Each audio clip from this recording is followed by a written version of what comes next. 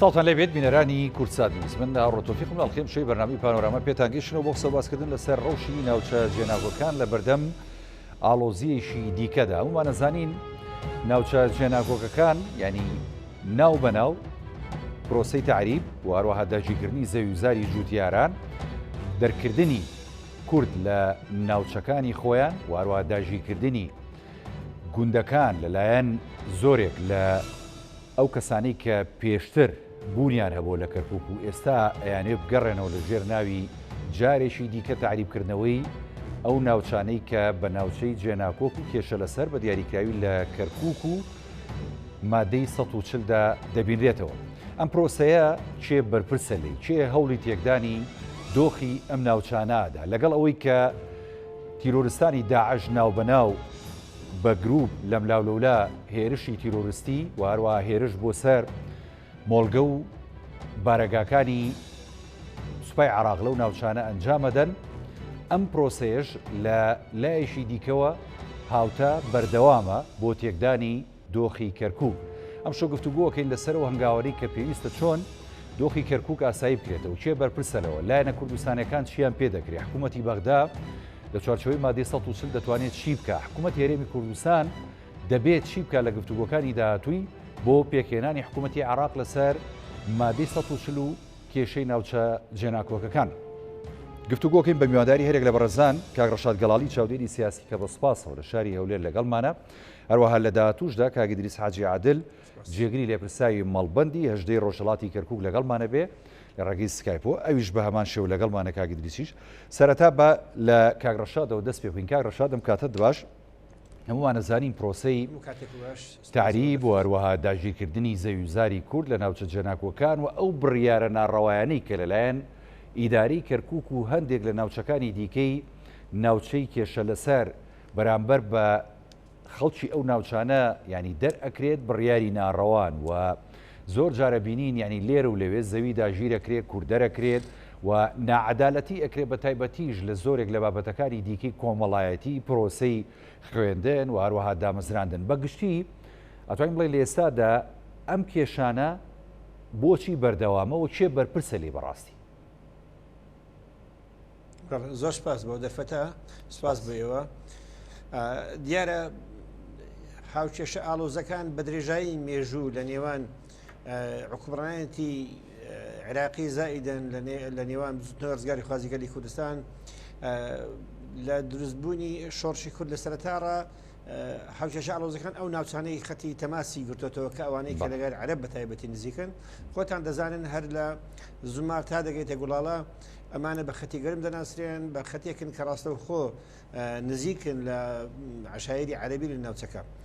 بە درێژایی مێژوو کۆی حکومڕانەتی عێراقی سوودمەند بۆ لە دووشت بە دوو خەت هاتوۆتە پێش بۆ داگیرکردنی ئەم ناوچانە یاخود ئاستەنگ دروستکردن لە بەردەم دانیشتوانی ئەم ناوچانە. خۆتان دەزان یەکێک لەم ئاستەنگانە بە درێژایی مێژوو بەهانەکەی شۆڕشی کورد بووە لە کوردستان کە شۆڕشێکی ڕەوا لە پێناو ئازادکردنی ناوچەکە یاخود لە پێناو دەسەبەرکردنی دیموکراسیات بۆ هەرێمی کوردستان. خۆتان دەزان ئەمانە لە سەرەتاڕە ئەم کێشمانیان دروست کرد بۆەوەی کە گوشار بخەنە سەر خەڵکی کورد تاچی کورد خێزانی کورد لەم ناوچانە دەرپەڕێنن بۆەوەی بتوانن ڕێگەی خۆشکەن بۆ هێنانی عەرەب لە ناوچەکە. ئەمانە تەحەدەکی زۆریش بن پێم وایە بەشێکیش لە قیادی کورد لە دوای ساڵانی پەنجاکان بەشێک مەسئول بوون لە هێنانی عەرەب بە تایبەتی عشایری عەرەبی ئێستا کە لە منطقەی حەویجەیە کە ئەم دانیشتوانێکی کورد بوونە بەڕاوێژ لەگەڵ سەرکرداتی ئەو سای شۆڕشی کورد ئەم عشایری عەرەبیان هاتێنتە ناوچەکە. واتە کوردیش سەرکرداتی کوردیش بەشێک تاوانی هەیە لە هێنانی عەرەبی هاوردە لە ڕوومادی و لەو ناوچانەوە بۆ ناوچەی حەویجە. بۆیە من وای دەبینم ئەم ناوچەیە ئەوی ئێستا کە دەیبینین بە تایبەتی هەمان ئەم بڕوو بیانوەی لە ڕابردوو هەبوو ئێستا ژیاوەتەوە. بەسەلەن تعریب جارێکی تر بە هەمان ئاڕاستی پێشوود و زۆر خەتەرتریش دەستی پێکردوێتەوە. خۆتان دەزانن ئێستا کە بە دوو ئاڕاستە تعریب دەستی پێکردەوە. یەکیان ئەوەیە لە ڕێگای نەتەوەپەرستی عەرەبەوە بە تایبەتی کە بەعسیەکان یاخود حتا قاعیدەش ڕابەراتی ئەو خەتەیە دەکاتن لە بەتایبەتی بۆ ئەو ناوچانەی کە کورد لە دێهاتەکانی خوێن ماونەتەوە. من هەر بۆ نمونە ئاماژە بە شتێک دەکەم لە منطقەی سەرگەڕان و قەراج و ئەوانە بە تایبەتی لە سەرگەڕان هەتا دەگەیتە دبز و کەرکووک بۆ منطقەی خانەقینش دەچی ئەم خەتەخەتێکە ملمانەیەکی زۆر بەتوندی لەسەر داگیرکردنی زەویزاری کورد و دێهاتەکانی کورد بۆیە من وای دەبینم ئەم ناوچەیە بە تایبەتی داعش بەشێکە لە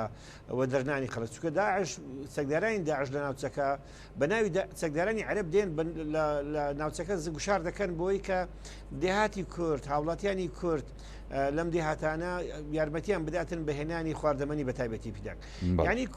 دانیشتوانی کورد لەم ناوچانە لە بەردەم هەڕەشێکی زۆر گەورەدانا یارمەتی دەدرێ یارمەتی دەست بەیانی ئەو کەسە چەکدارە خۆ بەدەستەوە بدا دەچی خەبەریان لێت داتن ئەم دێهاتە ئەم فران کەسە کەسەیە یارمەتی ئێمەدایە دەردەپەڕێندرێت جێی نابێتەوە یارمەتی ناداتن ناتوانێت تۆ لەم دێهاتە دابنیشی بە ئاسوودەیی هەڕۆژەی بەهانەیەکت پێ دەگریت چەکداری کە لە شاخی خەرسوغە یاخود لە ناوچەکەیە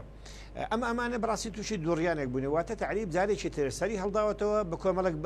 بیان و ئەمەشیان ئەم تعریبە جارێکی تر من پێم وایە دوای ئەم گۆڕانکارینەی کە لە ناوچەکە ڕوویدا لە 2016 بە تایبەتی کە ڕیفراندۆم ئەنجامدام پێمان ڕنگدانەوەی ڕیفراندۆم و 16 ئۆکتۆبر ئەمانە ڕاستەوە خۆ کاریگەری خۆی هەیە لەسەر ناوچەکە بە تایبەتی ئێستا کە پارێزگار کوردە و کۆی یەکە ئیداریەکانیش بە تایبەتی خۆی لە دادگا پارێزگار زایدەن بەڕێوەبەراتی کشتتوکاڵی کەرکوو کە لە ناوچەکە ئەوان لەژێر دەسەڵاتی عەرەبەیە خۆت تورکمانەکانن ئەمانە بەڕاشکاوی زۆر گوشار دەخەنە سەر ئەوەی بۆ نمونە هەر لە بەپێی بڕیاری مادەی 140 هەر هاوڵاتێکی عەرەب کە کاتی خۆی تعریب بۆ لە ناوچەیە جێنشین بووە ئەگەر بێ مادەی 140 بەپێی مادەی 140 تعویزی وەرگرتی بیتن جارش کە لە بۆی نەبێتەوە ناوچەکە من ئێستا دەیبینم ئەمانە جارێکی تر لە ڕێگای پارێزگاری کەرکووک کە نووسراوێکی ڕسمی ئاراستەی وەزارەتی کشتتوکاڵی عێراقی کردێ بۆەوەی کە ئەم بڕیارە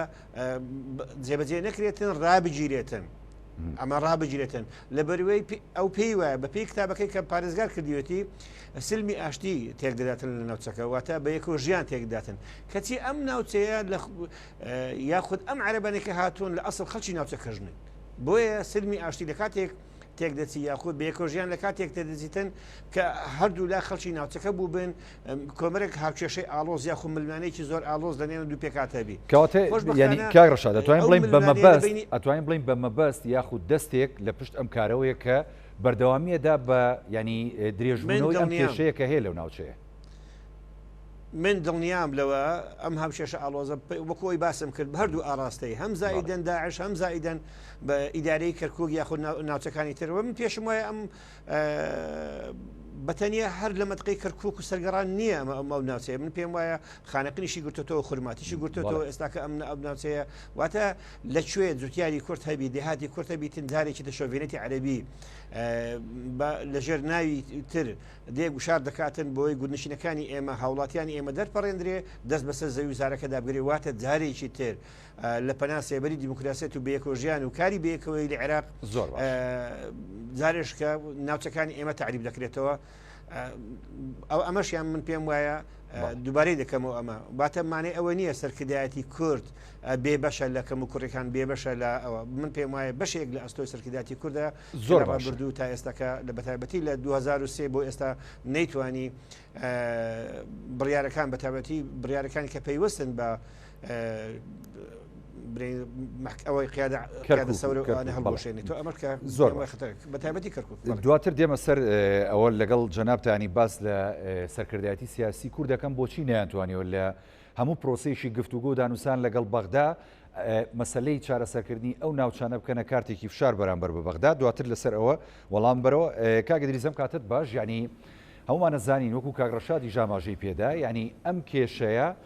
ڕێگەکەی ینی کێشەیەشی قوڵ و مێژوویە و تا ئێساش بەردەوامە و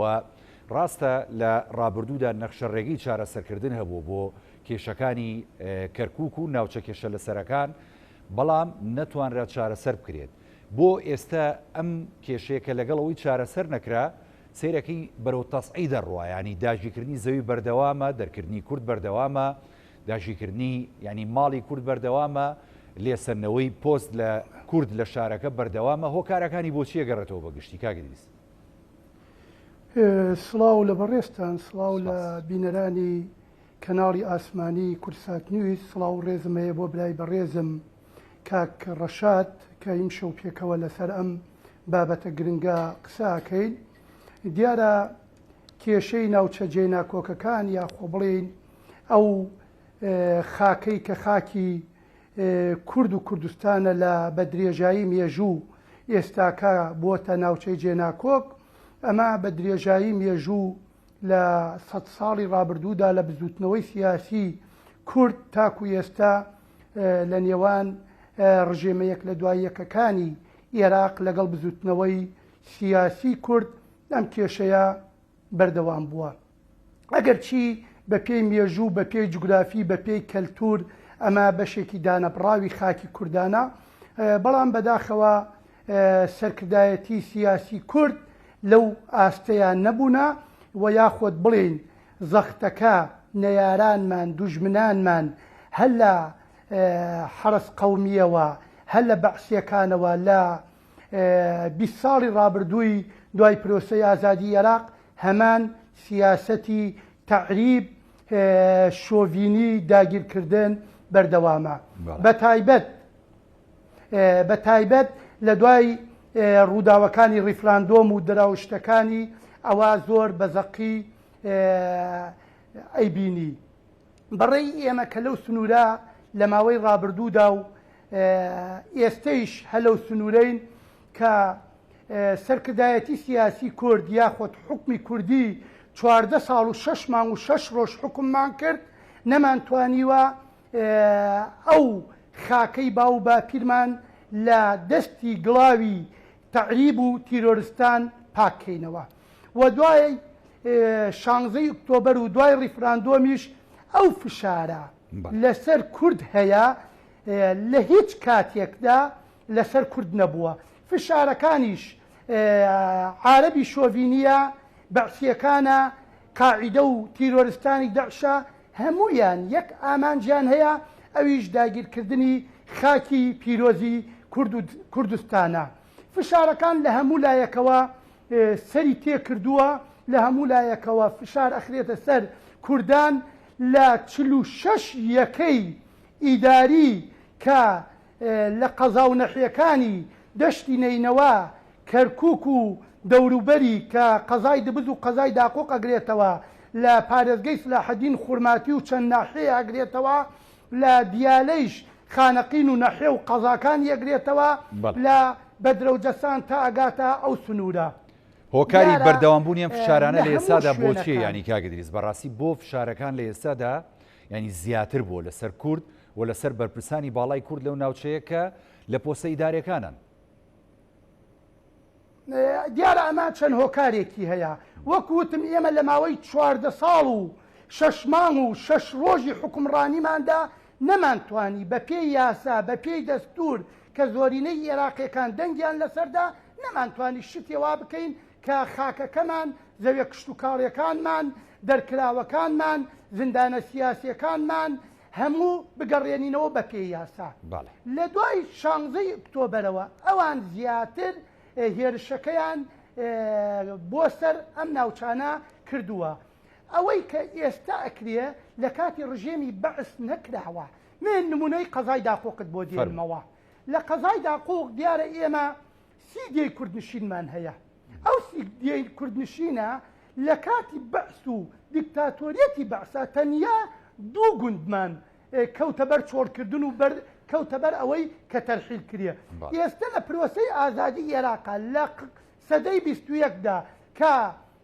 هەرەمی دەسڵات کووردە، ئێمە ئێستا 9 کوردمان چۆڵ بووە و ئەو کوردانەمانی شواماوە کە 5 ساڵی ئێمە هەرا ئەەکەین شیوەن ئەەکەین کاکە خاکەکەمان لە دەستوو لەبەرەوەی داقوق پرزگەی کەرکووکە، لەبەرەوەی داقوق زۆر گرنگە بۆ کەرکووک، کەرکووک زۆر گرنگە بۆ هەولێر و سلێمانی، بەڵام کەس گوێی لێ نەگردوین، کەس گوێی لە هاوارمان نییە. خەڵکمان شەهیدە بێ، خەڵکمان زیندان ئەبێ. یعنی ئێستاکە ئەو عارەبە تەعریبانەی وا لە ساڵی 1976 هاتوونەتەوە دیسانەوە ئەوەتانێ دیەکانیان کۆمەڵگەکانیان بۆ ئەکرێ، دیسانەوە شەقامیان بۆ ئەکرێ. بەڵام سەرکردایەتی سیاسی کورد لە ماوەی ئەم چەند ساڵەی دواییە بە تایبەت هیچ وان نەکراوە کەواتەم خەمساردیی کە جەناب داماژەی پێدەی کاگەی دریزیانی ئەمە ئەم خەمساردیە پاڵنەر بۆ ئەوەی کە ئەم هۆکارانی ئێستا جەناب داماژەی پێیەکەی زیاد بێ لەو ناوچەیە بەتاکید وەفدی کوردی بەتاکید دەیان جار لە ماوەی ڕابردوودا وەفدی کوردی وەفدی هەرێمی کوردستان حکومەتی هەرێمی کوردستان سەرکردایەتی سیاسی کورد کە ڕۆیشتووە بۆ بەغا مەلەفی ناوچە جێناکۆکەکانی لەگەڵ نەبووە تەنیا مەبەستیانە میزانیە و نەوت و گاز و ئەو ماددا نەبووە چگە لە چەند سەرکردایەتیەکی کورد کە لە کەرکووک لەم 5 ساڵە مانەتەوە لەگەڵ خەڵکەکەیانە بەڕاستی نوێنەرەکانی خۆمانیش دەیان نوێنەری خۆمان کە ئەندام پەرلەمانە کە پۆستی ئیداری وەرگردووە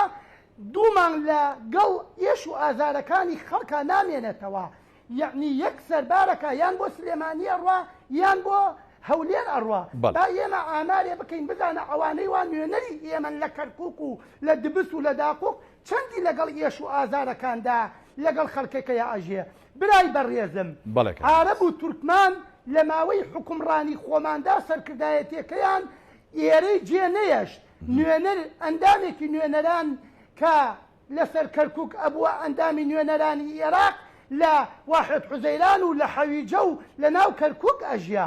نوێنەرەکانی تورکمان لە ناو کەرکووک ئەژیان بەڵام بەداخەوە نوێنەرەکانی ئێمە بەس ئەو لە سوێندی یاسایەکەیان خوارد و بوونە ئەندام پەرلەمان زۆربەی زۆریان شارەکەیان جێهێشتووە ئەوانەی وا پۆستی ئیداری وەرەگرن شارەکەیان جێهێشتووە من لە ماوەی ڕابردوودا چەند نوێنەرێکمان لە قەزای داقوق بووەتە ئەندامی پەرلەمان تاکو ئیستە نووسینگەیەکیان لە داقوق نەکردێتەوە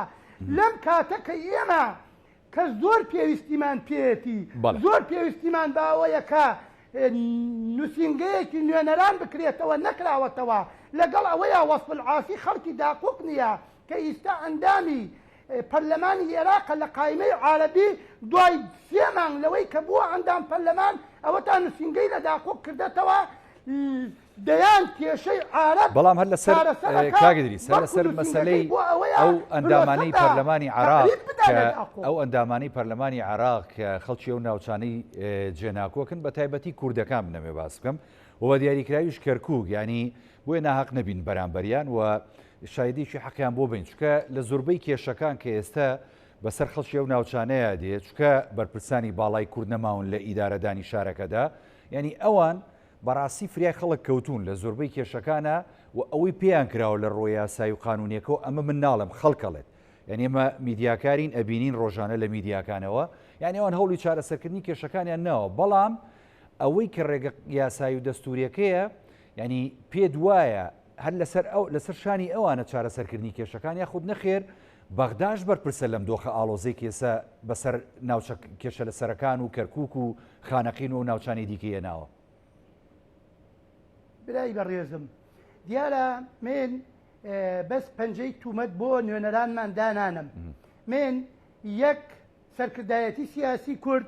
دوو حکومەتی هەرێمی کوردستان سێ ئەو نوێنەرانە کە بە دەنگی خەڵکی ڕەحیماوا و شۆرجە و داقوق و دبست بوونەتە ئەندام پەرلەمان 4 خەڵکەکەی خۆمان کە ئەبێ خاکی خۆش بووە بەڵام من بەرگەت بۆ دەهێنمەوە برای باشم من ئەڵێم تاکو ئێستا لە قەزای داقوق کە من داقوقیەکەم نووسینگەیەکی ئەندام پەرلەمانێ نەکراوەتەوە ئەی وەسف العاسی بۆ خەڵک حەویجەیە تێ لە داقوق نووسینگا ئەکاتەوە بۆ ئەوەی پشتگیری عارەبەکان بکە بۆیە من بە بەرگە قساکەم من بە ئامار قساکەم من لە ژێر عاتفە قسە ناکەم من ئەڵێم جگە لە هەندێ نوێنەری حزبی هەندێ ئەندامی پەرلەمانمان کە لەگەڵ ئێش و ئازارەکانمانە ژیاون بڕۆ ئامارێ بکە من لە حزبەکەی خۆمەوە دەستی پێەکەم بزانە چەند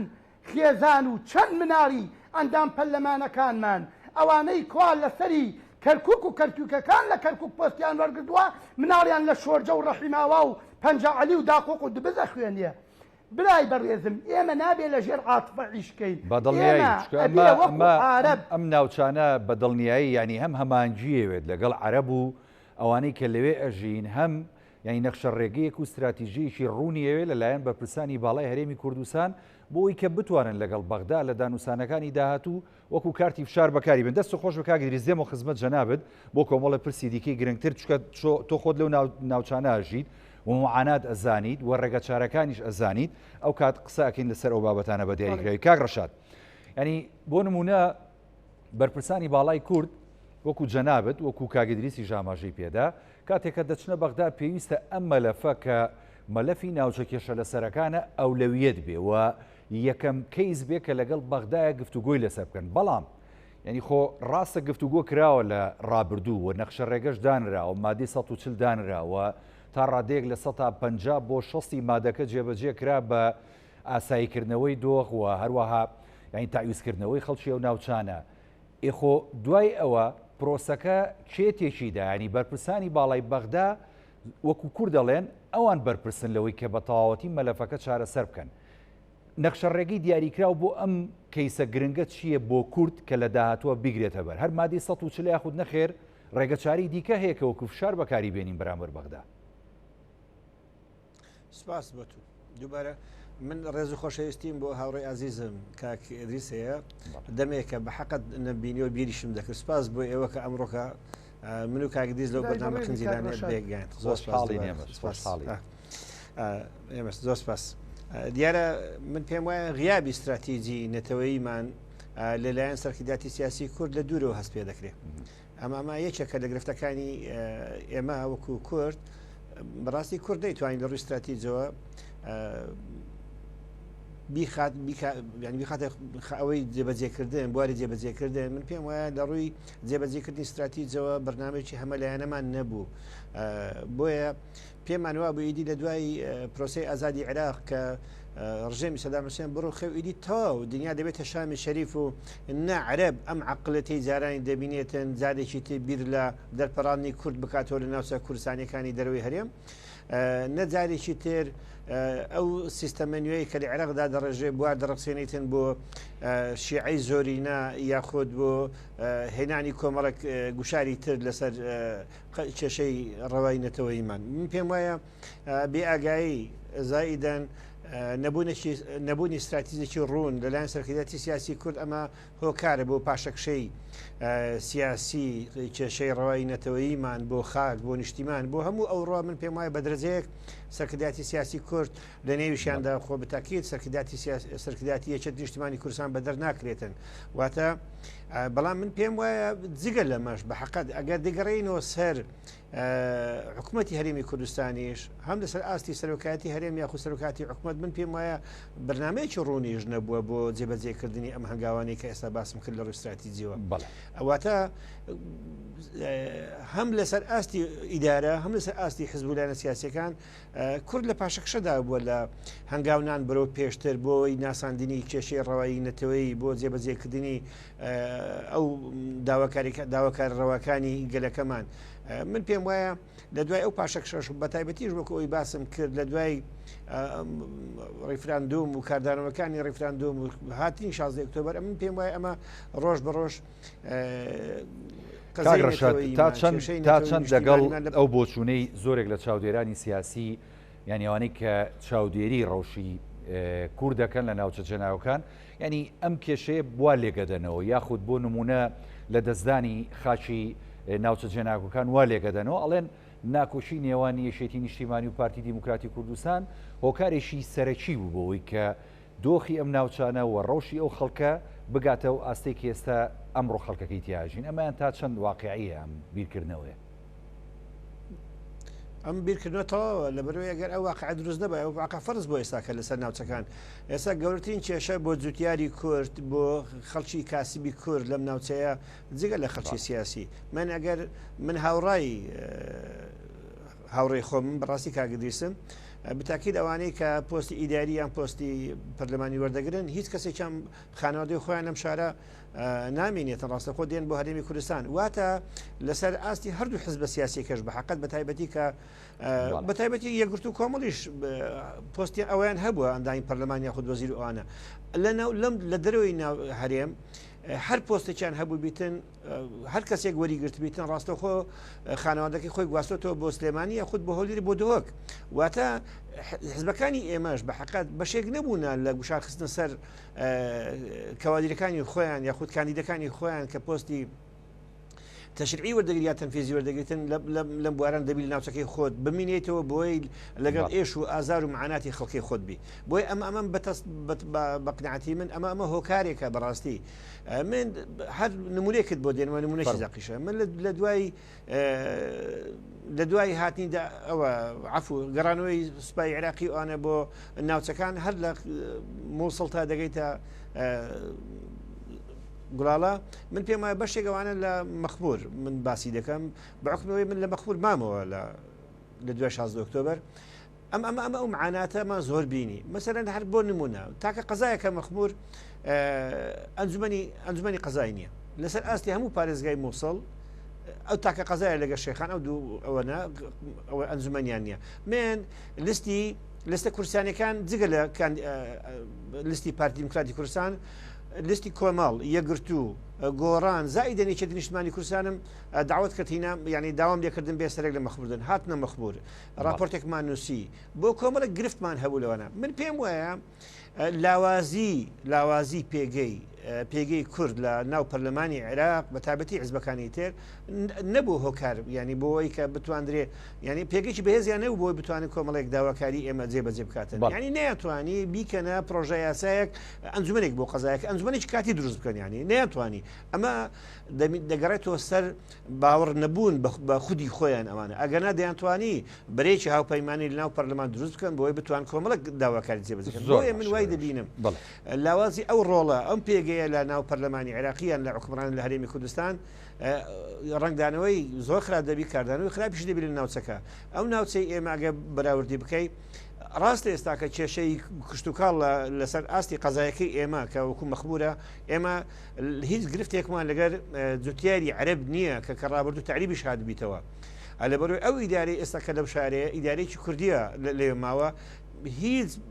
داواکاریەکی تعریب چ بۆ گەڕانەوە ناو مەخمور یاخود بۆ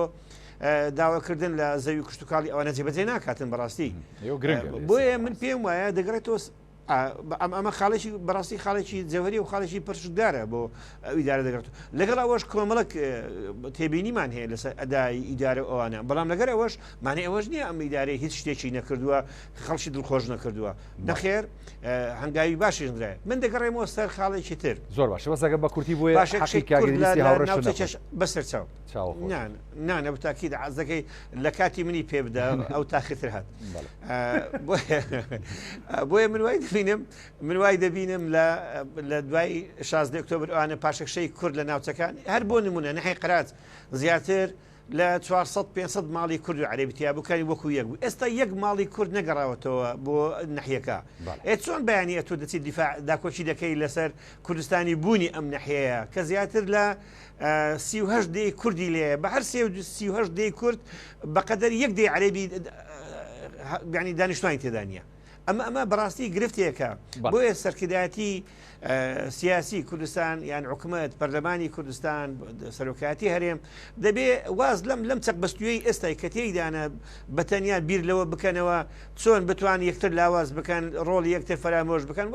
دەبی کۆتا بۆی بێنن بگەڕێنەوە سەر خەتە ئەساسەکەی کە خەتێکی نیشتیمانی و نەتەوەیە بۆی بتوانن جارێکی تر ئەو فەرامۆشکراوەیە کە خەڵکی ناوچەی کێشە لەسەرەکان حەز بە بوونی خوانەکە کە فەرامۆشکرانن لەیان ئیداراتی کوردیەوە دەبێت جارێکی تر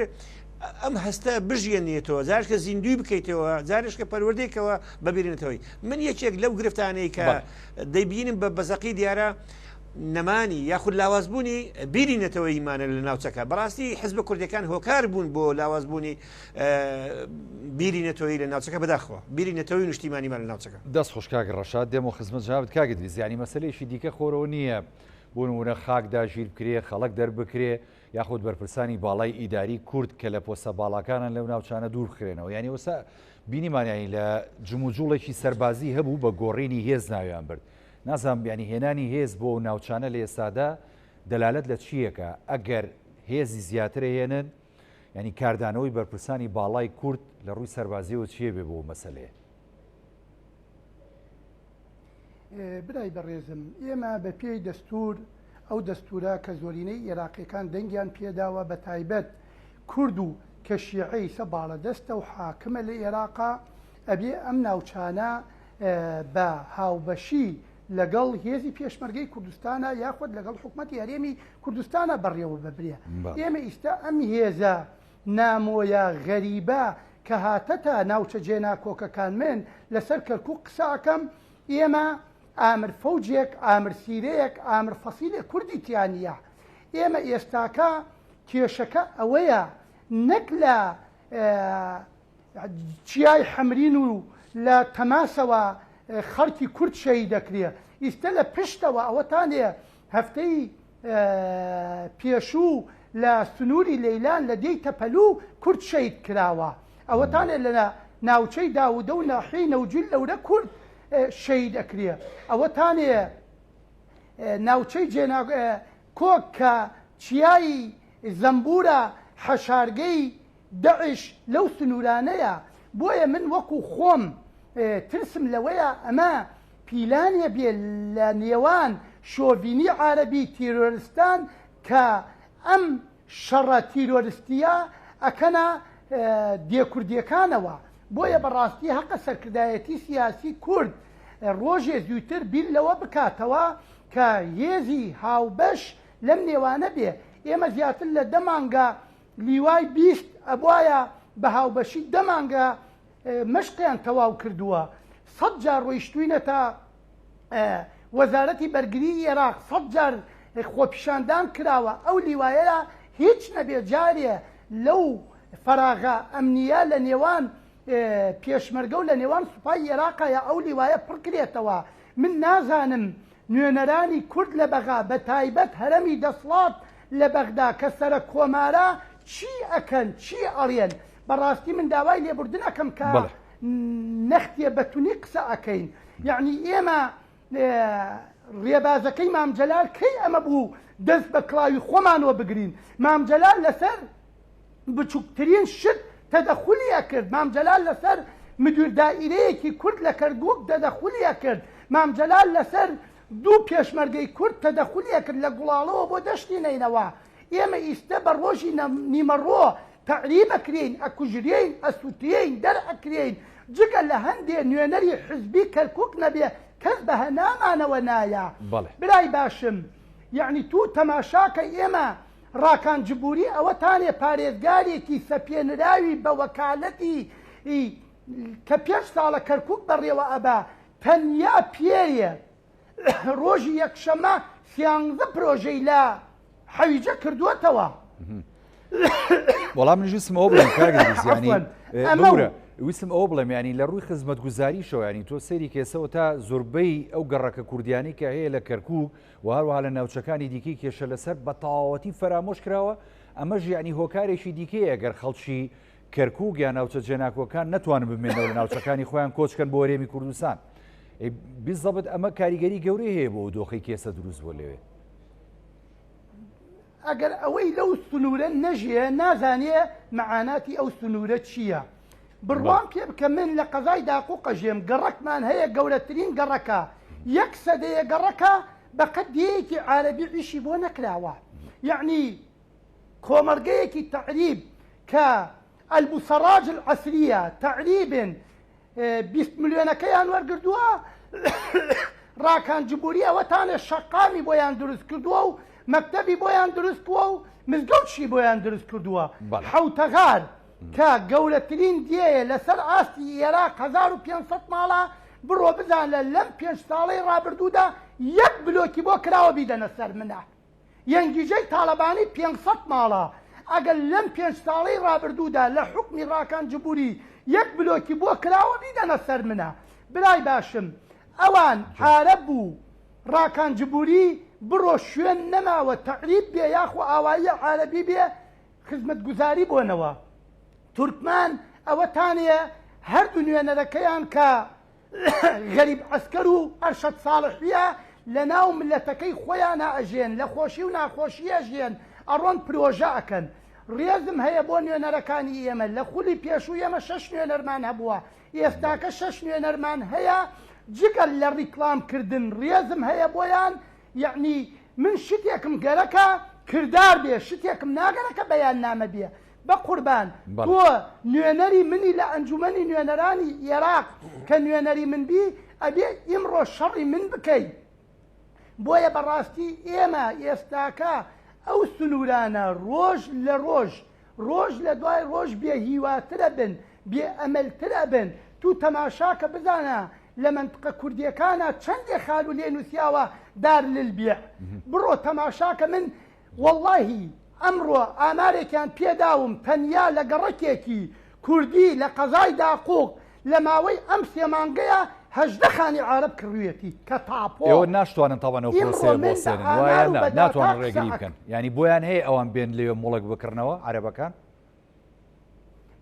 ئەزانی چی بە پێی یاسای عێراقی من بۆم هەیە لە بەسرە مرد بکڕم ئەوەیە یاسای عێراقیە بەڵام هەستی نەتەوەی بۆ لاواز بووە بەڵام ئەم ناوچانەی کە پێڵن ناوچەی کێشە لەسەر پێدوانیە خصوصێتیشی تایبەتی هەبێ ینی نابێ ئەوە لە بەرچاو بژێرێ لەلایەن بەغدا و دادگاکان و بۆ نمونە مەسەلەی تاپۆکردن و من پێت ئەڵێم زەویم هەیە لە داقۆق ناوەکەی پێت ئەڵێم دادگای عێراقی زەویەکەی داوەتە کورد عارەبە تەقریبەکە نەیداوەتەوە هەر قسەیەکم کردووە لەم بەرنامە بە هەموو قسەکانمەوە ئامادەم محاسەبە بکرێم بەڵگەکان هەمووی بخەمە بەردەست بەڵێ زۆر باش برای باشم وەزعی جێی ناکۆک لە ماوەی 100 ساڵی ڕابردوودا هیچ کاتیە لە کەرکووک لە داقوق لە جێی خانەقین لە دبست لە سەرگەڕان وەکو ئێستا خراپ نەبووە وەکو ئیستا ماڵوێرانی نەبووە وەکو ئیسە بارکردن نەبووە جاران ڕژێمی بەعز تەرحیل کرد بۆ هەولێر و سلێمانی 3000 دیناری ئەدا پێت ئێستاکە خەڵکیان هەچ کردووە ماڵەکەی جێتێ لێ زەویەکەی جێتێ لێ ئەڕوا عیلاقەتەکان بە عیلاقەتی تاکیە لەگەڵ خەڵکایان عیلاقەتی حزبیە ئەم کێشە گەورەیە کە کێشەی خاکە تو حکومەتی هەرێمت هەیە نوێنەرایەتیت هەیە لە بەغدا سەرە کۆمارت هەیە لە بەغدا ئەبێ ئەمە حکومەتی هەرێم بیکە سەرۆکایەتی هەرێم بیکە بەداخەوە ئەو حکومەتی هەرێمەی کە ئێستا مەسرور بەرزانی سەرۆکایەتیەکە کە جێگرەکەیشی کوڕی یەکێتیە و کوڕی جەنابی مام جەلالە و لەگەڵ سەرۆکایەتی هەرێمە فەرم و بابی خەنە ڕوو بۆ ناوچەی جێناکۆک لە ماوەی 5 ساڵی ڕابردوودا چیان کردووە ئێمە شەیدەکانمان موچەی بۆ نەبڕاوەتەوە دەست خۆش کاگە دریزێم و خزمەت جەنابەت بووی کە دواوتە و لێوەگرم کاگێ ڕەشادیانی بۆ نمونە لە ڕووی سیاسی و لە ڕووی یاسایی و لە ڕووی مادەی دەستوریەوە یعنی هەموو ڕێگە چارەکان تاقی کرایەوە و کورت تا ڕادەیەک وەکو چاودێران ئەڵێن ئەمە قسەی من نییە یعنی سەرکەوتوو نەبوو لەوەی کە بتوانێت ئەم کێشە قوڵە مێژوویە بە کۆتا بێنێت عەرەب تا ڕادەیەک زاڵ بووە لەوەی کە توانیوێتی خاک داژیرکە ینی زەوی داژیر بکە خەڵک بۆ دەربنێ بەرپرسانی باڵا لەو ناوچانە دوور بخاتەوە بەڵام ینی قسەیشی دیکە ئەوەیە لە ڕووە کۆمەڵایەتی و عەشایریەکەوە کورد چی پێکرێ لەگەڵ عەرەب بۆ لەگەڵ تورکمان لەو ناوچانە کە تا ڕادەیەک بتوانێت ئەم ڕەوشە بەرەو هێمنی بەرێ بەڵام ئەگەر بە کورتی وەڵام بیتەوە زۆر سپاس دەکەم سپاس دەکەم بەڵام من هەر بۆ هاوڕابوورم لەگەڵ هاوڕێی عەزیزم کاکە ئیدریس هەر نمونەیەکی زیندووتان بۆ دێنمەوە زۆر پێم سەیرە مەسەرەن ئەگەر لە یادتان بێت جەنابی مامجلال پرۆژەی تەقدیم کرد بەس لە بۆ پۆستە ئیداریەکان 32 بە 32 دابش بکرێت لە نێوان تورکمان و هەرسێ پێکاتەکە بە تایبەتی کورد و تورکمان و عەرەب خۆتان بزانە سەرکردایەتی ئەو کاتی پارتی دیموکراتی کوردستان ڕازی نەبوو لەسەر ئەم پرۆژەیە سەیرەکە لەوەی ئێستا دوای ئەو هەموو ساڵە کورد ئێستا ڕازیە و مەمنونیشە بۆی دابشکردنی پۆستە ئیداریەکان لە کەرکووک 32 بە 32 بێ ئێستا ئەوان تورکمان و عەرەب ڕێگە نادەن 32 بە 32 پۆستەکان دابش بکرێن نەخۆ ئێستا کورد مەمنونە دڵنیات دەکەم لە بەرەوەی پۆستە ئیداریەکان زۆربەی شوێنە ئەساسیەکان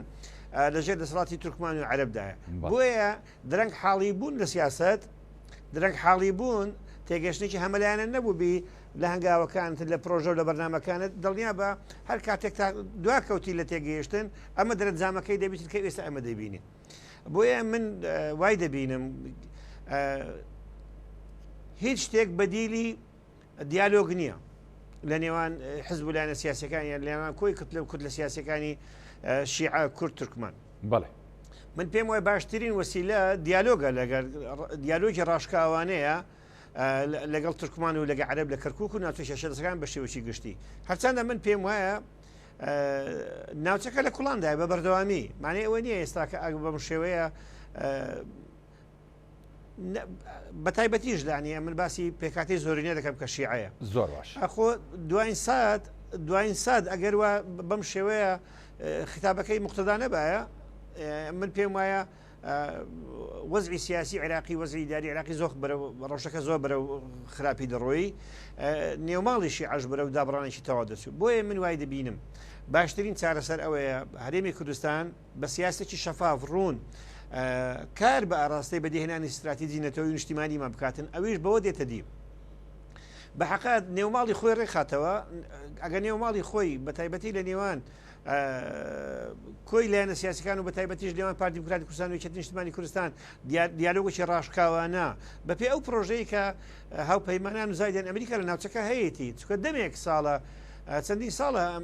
هاوپەیمانان ئەمریکا داوای یەخستنی یەکەی هەفتا و هەشتا دەکەن بەس پەیامەکە دەمەوێت بکاتن بۆی بڵێ بۆی بتواندرێتن هێزێکی تۆکمە هێزێکی حزبی نەبیتن هێزێکی حکومەتی دروست بکرێتن بۆیە من وای دەبینم ئەگەر ئەم ئاراستەیە لە ڕێگای کۆمەلگای نێودەوڵەتی بە تایبەتی ئەوروپا و ئەمریکاوە بێتن دەشکرە دیارەوەشی ڕاشکاوانە لەگەڵ مەرجعی باڵا شیعەکان زایدان کۆی کوت لە سیاسی شیعەکان لەگەر سونیەکان بێتە ئارا بۆی بتواندرێ ئاشتەوایەکی باشتر بە یەکۆژیانێکی ئارامتر لە ناوچەکە بەڕێوە بچیتر دەستخۆش بێ کاگێ ئیدریس ینی کەمتر لە خولەشێک دواپەیامی خۆبگەینی سوپاس دەکەم وەڵام من لە 100 ساڵی ڕابردوودا لە عێراقا یاسا و دەستور نەی خواردووە گەورە بچووکی خواردووە من دوو داوام هەیە لە سەرۆک پاڤڵ کە بە زووترین بیکاتە بڕیار یەکێ لەوانەی کە ئەوەی پلەی حزبی ئیداری پەرلەمانی هەیە هین یەکێتیە بە بڕیارێ بینێرێتەوە بۆ ناوچەی جێناکۆک بۆ ئەوە ماڵ و مناڵی لەم سنوورە بێ و بۆ ئەوە خەڵکەکانمانیش بێتەوە دوو مێژوو ڕەحم لە کەس ناکە خەڵک مێژوو جێبێ لێ وەک جەنابی مامجەلال کە هەموو شانازی پێواکە ئەوەی لەم قۆناغا ئەگەر بێت و لەگەڵ ملەتەکەی نەبێت لە هەر پۆستێکی باڵا بێ لە بەغا لە هەرێم ئەگەر خزمەت نەتەوەکەی نەکا مێژووی لە مێژووی تەها مەحێدین مەعروف ڕەشتر نابێت. سپاس بۆ میوانە بەڕێزەکانم کاک ئیدریس حاجی عادل جێگەری لە بسای مەڵبەندی هێژدەی ڕۆژهەڵاتی کەرکووک کە بە سپاسەوە لە کەرکووک لەگەڵمان بوو کاک ڕەشاد گەڵاڵی چاودێری سیاسی کە لەولێ لەگەڵمان بوو سپاستانەکەم. بەڵێ بینەرانی بەڕێز ئەڵقەی ئەم شەوی پانۆراماتان پێشکەشکرا میشە ساغ و تەندروست باش بن. خواتان لەگەڵ.